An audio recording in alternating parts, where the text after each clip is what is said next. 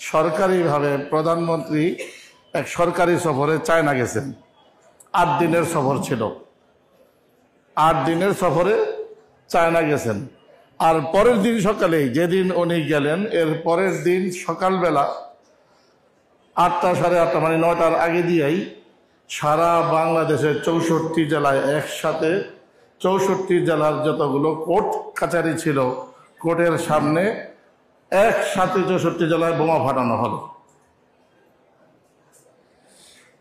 বোমা ফাটতে দেরি 15 মিনিটের মধ্যে এই একটা ব্যানার বানাতে তো কি 1 ঘন্টা লাগে কমসে কম। 15 মিনিটের মধ্যে সারা বাংলাদেশে কওমি মাদ্রাসা বিরোধী, আলেম বিরোধী ব্যানার নিয়ে সকলে নেমে গেল। বামেরা নেমে স্লোগান দিল কওমি মাদ্রাসার বিরুদ্ধে, আলেমদের বিরুদ্ধে। এই বোমা ফাটাইছে কারা? জঙ্গিবাদীরা, আলেমরা। কওমি মাদ্রাসাগুলো তখন বলা শুরু হয়ে গেল কিসের প্রজনন কেন্দ্র?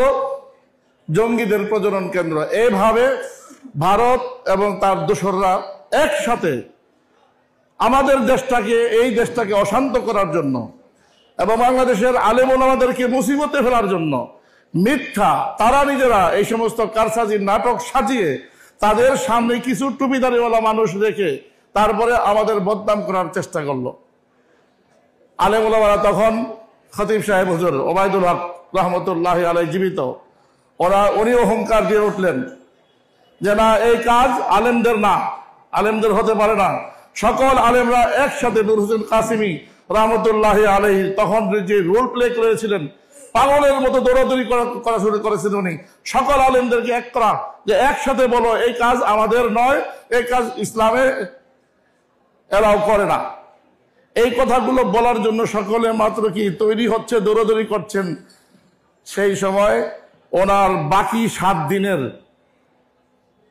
ওনার মানে কি এই বেগম খালেদা জিয়া, তিনি বাকি 7 দিনের সফর বাতিল করে তাৎক্ষণিক দেশে আসছেন। আসার পর সকাল 10টায় যখন এয়ারপোর্টে নামছেন, খুব ভালো করে আমাদের ছেলেরা শোনো এই কথা, নামার সাথে সাথে ওনার প্রথম বাক্যই ছিল সমানে বাম মিডিয়াগুলো। তখন এখন তো তবু আমাদের ছেলেরা কিছু মিডিয়া চালায় ছোটখাটো, যাই হোক, তখন তো আমরা এগুলোর কাছেও ছিলাম না।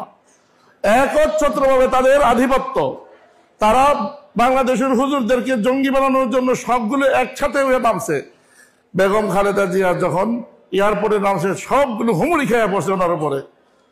দেশে যে এত বড় ঘটনা ঘটে গেল, এগুলোর জন্য কারা দায়ী মনে করেন?